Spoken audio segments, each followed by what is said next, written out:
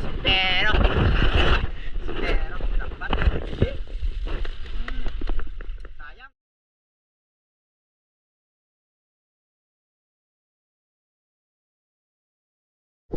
Welcome back mga kaspero sa ating panibagong episode. Samahan niyo naman kami sa aming pamana ngayong araw na to. At kinabukasan ng galing namin sa dayo mga kaspero ay namana ulit kami dito sa spot ng Kanipo. At kasama pa rin natin si Native Channel, Joy Adventure, Boss Job Maninisid at yung dalawang bisita ni Joy Adventure.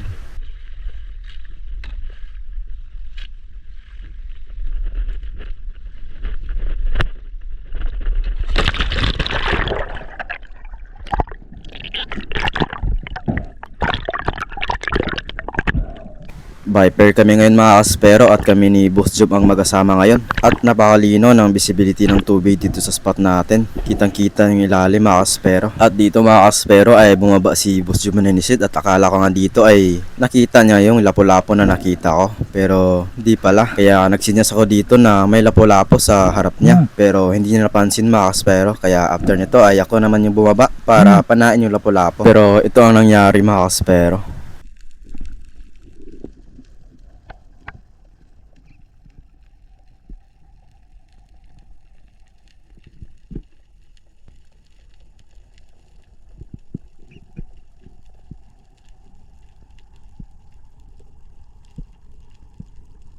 Maganda sana yung pagka-aim natin sa isda mga kaspero, pero hindi natin tinamaan, sayang.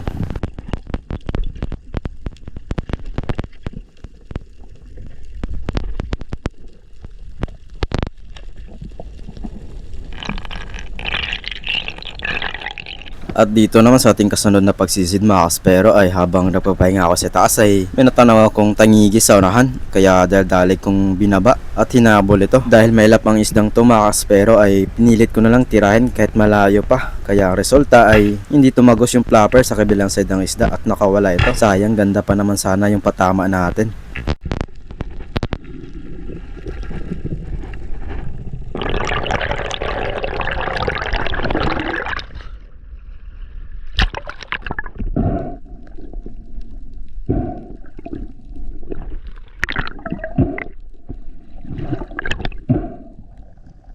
Mahigit kalating oras nang lumipas mga kaspero at wala pa rin tayong nahuli. Kaya dito sa dive na to ay try natin mag-ambush kung meron na ba tayong mahuhuli. Pero sa dive na to mga kaspero ay may di inasahan ako na mangyayari.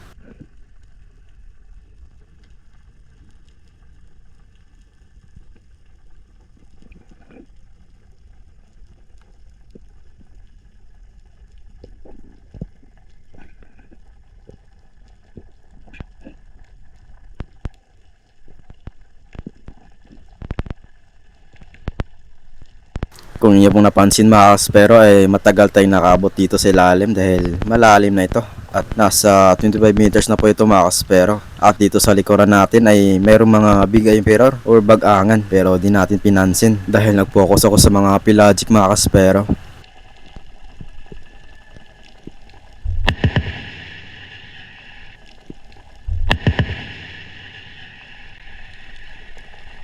At ito na yung di ko inasahan mga kaspero. Sobrang lakas ng putok ng dynamite fishing. At sobrang gulat ko nga. At hindi lang isang beses ito nangyari mga kaspero, kundi 3 beses. Nung pagkaangat ko at nung malapit na ako sa itaas.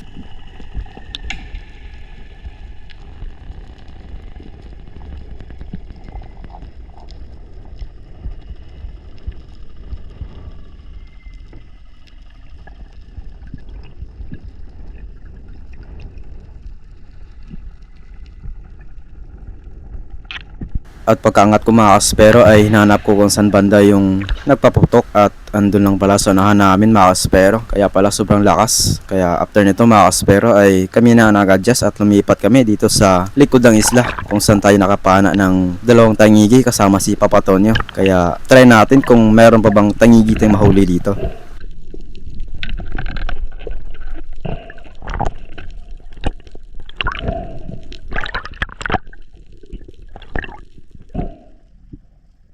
After ko maload yung rubber mga kaspero ay agaran akong nag-dive dito sa spot kung saan tayo madalas makakita ng mga red bass, sweet lips at mga big emperor at buffalo emperor.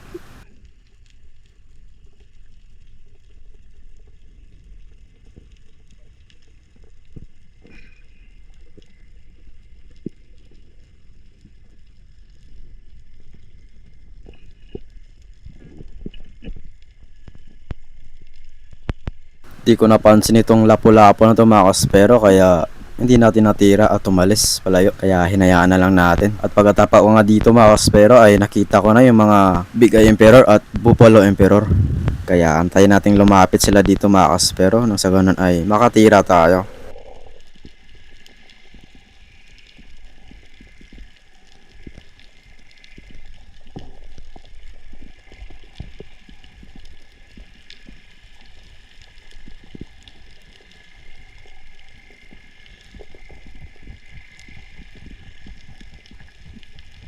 Paubos na yung hangin ko mga kaspero at ayaw pa rin lumapit, kaya may nakita ako dito isang Harlequin sweet lip sa gilid ko mga kaspero, kaya ito na lang yung tinira natin.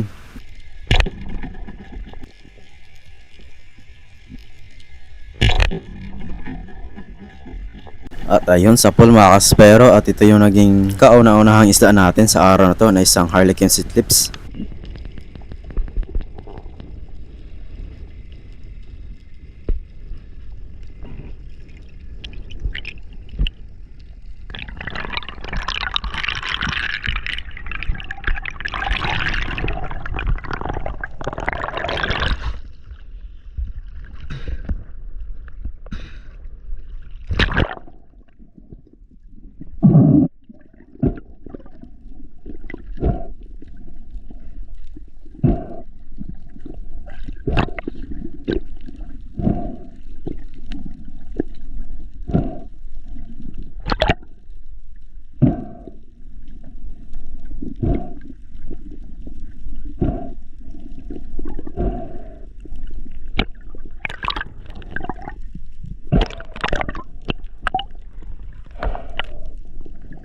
Pagkatapos ko masecure yung sweet lips mga kaspero ay agaran kong hiram yung pana ni Boss Job maninisid dahil may napansin akong isda na nakadapa sa buhangin. At akala ko nga dito ay kubya to mga kaspero. Yun pala ay isang pating. At pagkatapos ko na maklaro na pating pala to mga kaspero ay bumalik na ako sa itaas at nagpahinga para sa ating panibang pagsisid mga kaspero. At mag-focus na lang doon sa mga red bass dahil kanina ay nagsidaanan yung mga red bass dito sa ilalim habang inaayos ko yung pana.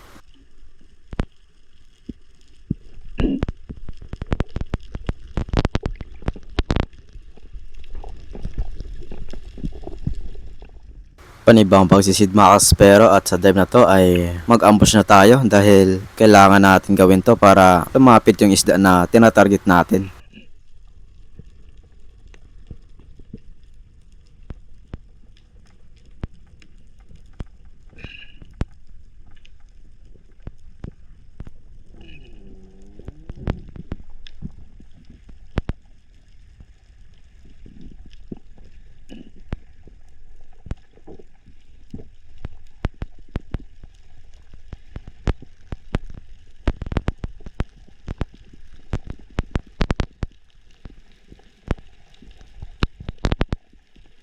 At pagkatapa ko nga dito mga kaspero ay natanaw ko na yung mga red bass, Buffalo Emperor at Big Emperor na nasa unahan lang natin. Red bass yung unang lumapit dito mga kaspero, pero yung target natin is yung mga Buffalo Emperor na nasa unahan lang. Abot na sana ng pana natin yung red bass mga kaspero kung papanain natin. At dito mga kaspero ay paubos na yung hangin ko at plano ko na sanang tirahin yung red bass pero ayaw nung lumapit sa atin. Sayang, kaya sa next dive natin mga kaspero ay focus na tayo sa red bass. Kapag lumapit ay papanain na agad.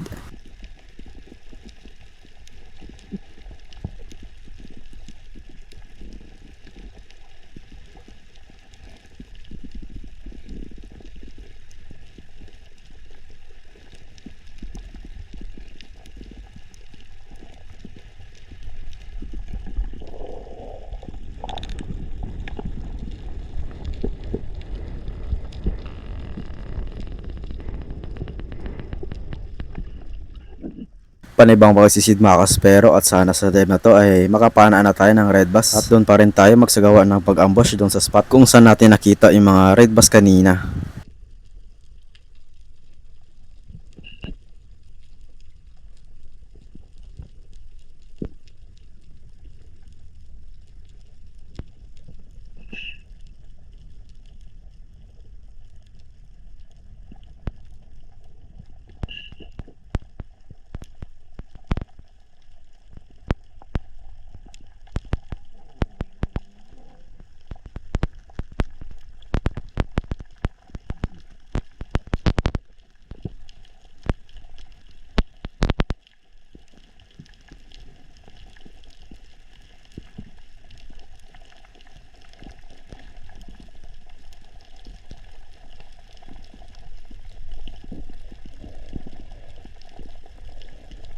Ang daming isda na pwedeng matira dito sa ilalim mga kaspero. Tulad ng mga sweet lips, yung mga surahan. Pero isa lang yung target natin, yung red bass. Tanaw ko na yung red bass dito mga kaspero na papalapit na sa atin.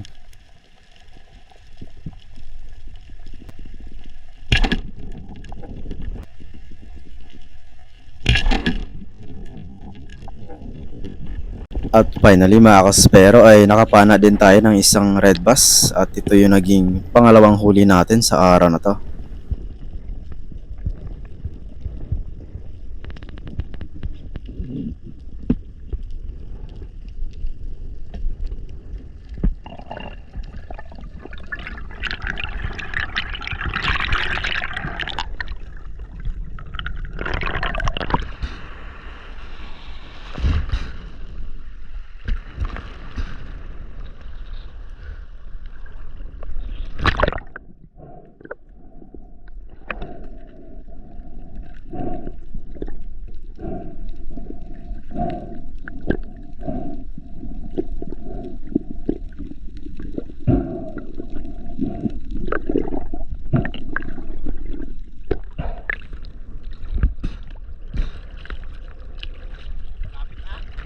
Nalito ko si Lale bro. Ano yung tirahe? Lifty, dugso, ibupalo. Sobrang lapit talaga lifty.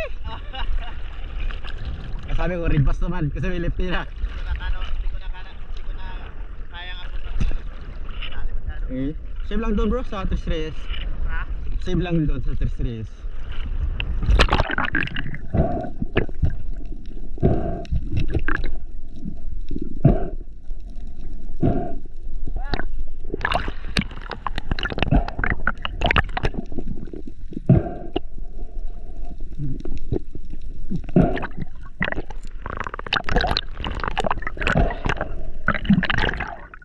Pagkatapos ko ma-secure yung red bass mga kaspero at nakapagpahinga ng maayos ay nag-dive ulit ako dito at ambos pa rin yung style ng pag-hunt natin mga kaspero dahil dito tayo komportable at malaki ang chance na makakahuli tayo ng isda.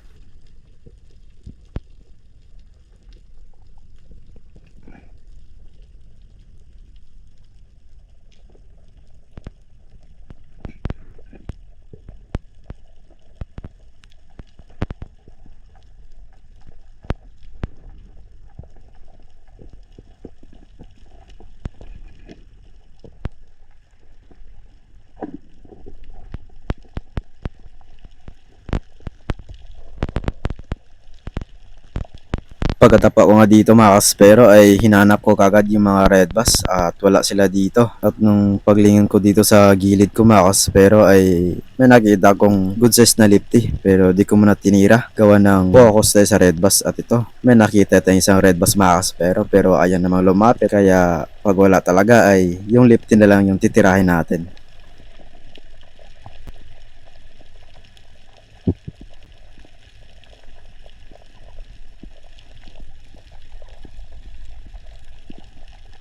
Wala na talaga makaspero at paubos na rin yung hangin ko dito kaya ito na lang lifty yung papanay natin.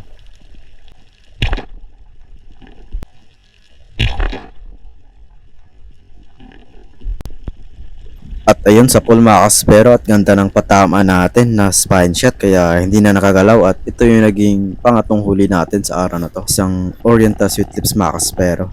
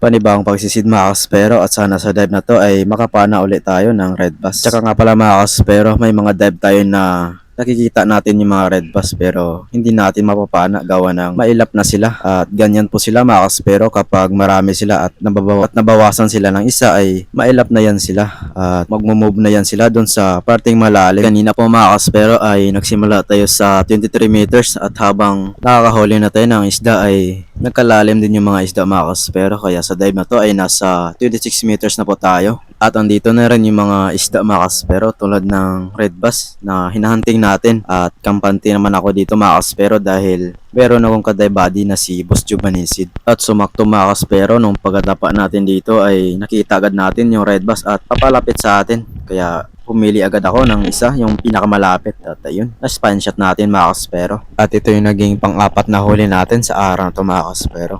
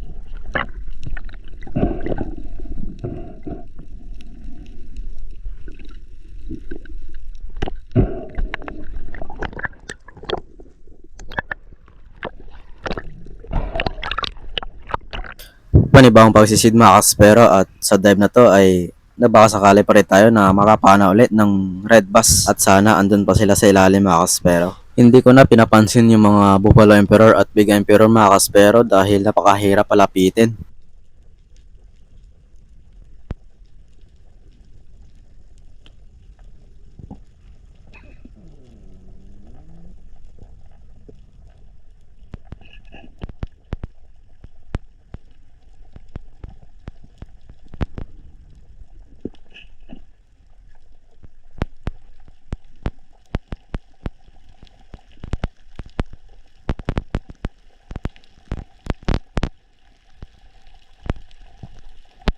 Napakalaking maming yung lumapit sa atin mga kaspero, at sa likod po niyan ay andun yung red bass, paikot-ikot lang, at nung tirahan ko na sana siya mga kaspero ay bigla itong nabulabog, sayang. At pagkatapos po niyan mga kaspero ay hindi na siya bumalik sa atin, kaya after ng ilang segundong pag-antay natin dito sa ilalim mga kaspero ay bumalik na ako sa taas.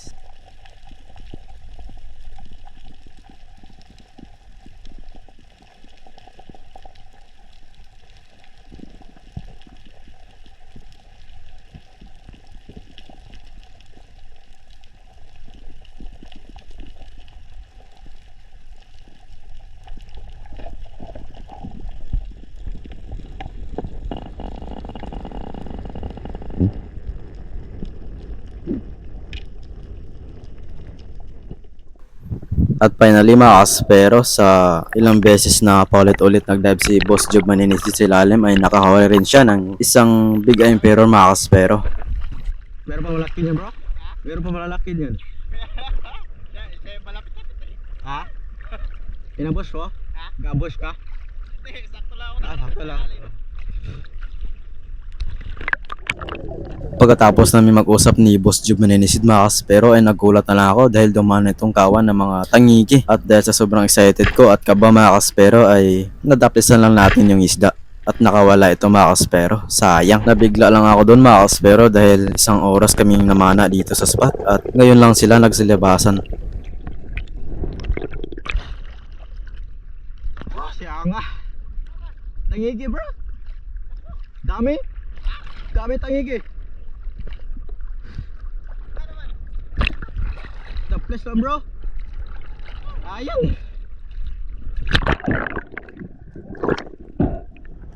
At dito sa ating next dive mga kaspero ay plano ko sana mag-ambush, pero nung pailalim na ako ay may dumaan na dalawang tangigi. Kaya lang may lap tong dalawang tangigi na to mga kaspero, kaya hindi natin natira. Hindi masyadong klaro sa camera mga kaspero gawa ng lumabo na yung spot, at nung paangat ako dito mga kaspero ay di ko inasahan. May dumaan na dalawang tangigi at napakalaki yung lumapit sa atin. Kaya ito yung tinira natin mga kaspero at ayun sa pool. At nung pagkatira natin ay medyo may pagka long shot, kaya alam ko na hindi nakatagos yung flapper sa kabilang side ng isda. Kaya ang ginawa ko dito ay hinayaan ko lang siya na makahila ng line sa reel natin. Nang sa ganun ay hindi mapirsta yung sugat niya mga kaspero at hindi ito makawala.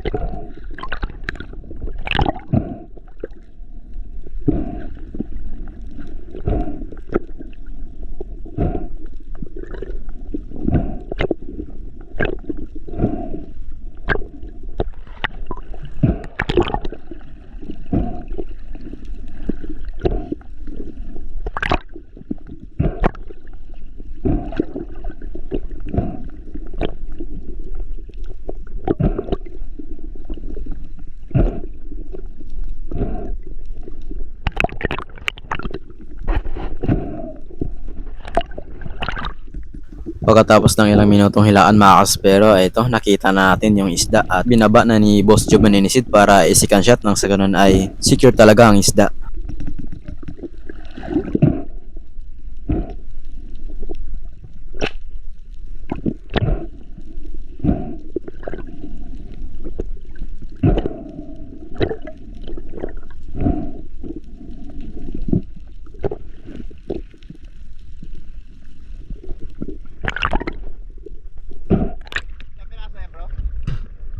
Dalawa yung dumaan. Hindi ko napansin. Ay lap, pagka ahon ko dumaan ito, tapos may isa pa siguro sa isa dito tabi ko.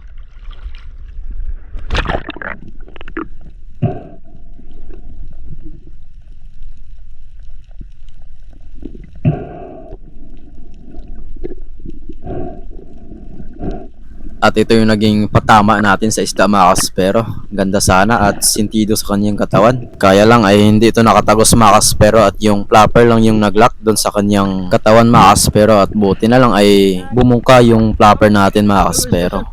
Hindi ka magsabkag. Sa batch ka shot mo na. Muntik na po.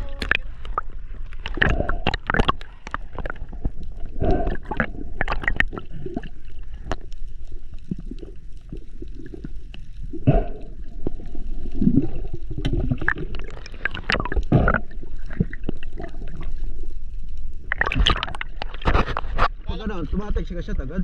Kala ko bro, tumagos na. Nakita mo man yan. Ito napansin na ano? At pagkatapos kong masecure yung tangigi mga kaspero ay may nakita akong basura dito at may nakasulat pa na Bravo, at niligpit ko naman ito mga kaspero pagkatapos. Panibang pagsisid mga kaspero, at ito na pala yung last dive natin sa araw na to dahil tanghali na, at may nakita tayong tangigi dito na duman sa ilalim, kaya agarang kong binaba at hinabol ito mga kaspero. Kaya lang sadyang napakailap ito at ayaw humarap sa atin mga kaspero, kaya dito pinilit kong tinira mga kaspero kahit nakatalikod, kaya ang resulta ay hindi umabot yung shop natin mga kaspero at hindi tinamaan. Kaya pagkatapos ito mga kaspero ay bumalik na ako sa bangka, nang sa ganun ay makauwi na kami.